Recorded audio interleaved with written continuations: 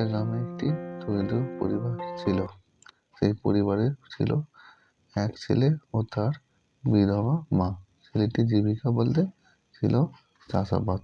তাই এইভাবেই ওদের মা ও ছেলের জীবন অতিবাহিত হতে থাকে। পাশের গ্রামে আরেকটি পরিবার ছিল। সেই পরিবারে ছিল এক মেয়ে ও তার মা বাবা। মেয়েটির বাবা বাইরে থাকতেন, গ্রামের বাড়িতে মাঝে মাঝে আসতেন এবং কয়েকদিন থেকে আবারও শহরে কাজে চলে যেতেন।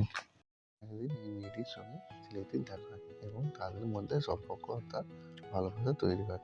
এইভাবেই ছেলে ও মেয়েটির সম্পর্ক চলতে থাকে। কিন্তু একদিন হঠাৎ মেয়েটি অসুস্থ হয় এবং আস্তে আস্তে সে একসময় মারা যায়। এইদিকে ছেলেটি তা দেখে শুনে কষ্টে ভেঙে পড়ে এবং কাজকর্মে সে আর করতে চায় না।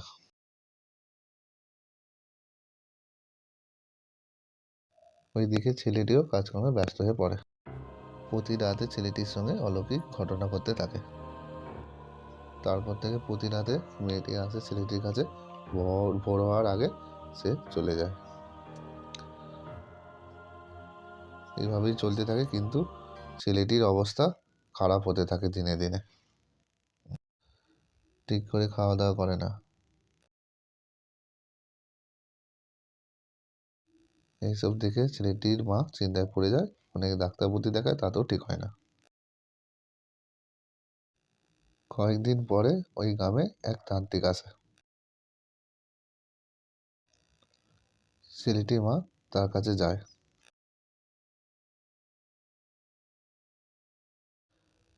এবং তাকে সবকিছু বলার পর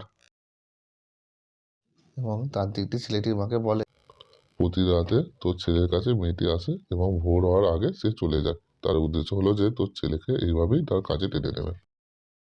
এর থেকে বাঁচার উপায় কি বাবা? এর থেকে বাঁচার একটাই উপায়, কিন্তু সেই কাজটি তোর ছেলেটিকেই করতে হবে। আমার ছেলে জানার পর সে যদি না কাজটি করে? তোর ছেলে জানে না তার সাথে প্রতি রাতে কি হয়, তার জানার দরকার এবং তাকে কালকে আমার কাছে নিয়ে আয়। পরের দিন মা ও ছেলে তান্ত্রিকটির কাছে যায় এবং তান্ত্রিকটি তার হাতে একটি মন্ত্রপুত দড়ি দেয়। তান্ত্রিকটি বলেন যে মেয়েটি যখন রাতে আসবে তখন কায়দা করে তার কোমরে এই দড়িটি পুড়িয়ে দিতে হবে এবং ভোর হওয়ার আগে যখন ও চলে যাবে তখন তার পিছু নিতে হবে এবং সেই দড়িটি আস্তে আস্তে ছাড়তে হবে। সে ঠিক কোথায় যে থামে তা দেখতে হবে। তারপর ছেলে ও মা চলে যায়।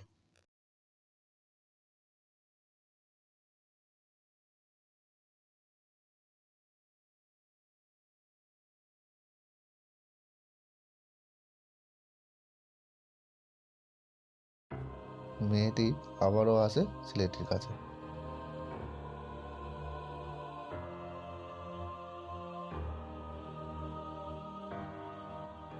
এরপর ছেলেটি মেয়েটি কোমরে কায়দা করে দড়িটি পুড়ে দেয়।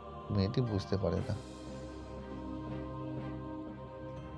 ভোর হওয়ার সাথে সাথে মেয়েটি যতই যেতে থাকে ততই মা ও ছেলেটি পিছু করতে থাকে। তারা দেখতে পায় যে মেয়েটি শ্মশানের কাছে দড়িটি পড়ে আছে। এরপর তান্ত্রিকটি ওইখানে আসে।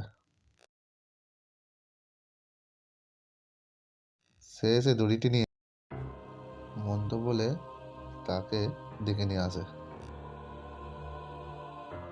সে নিজেকে চলে আসে এবং ছেলেটিকে তার কাছে নেওয়ার চেষ্টা করে।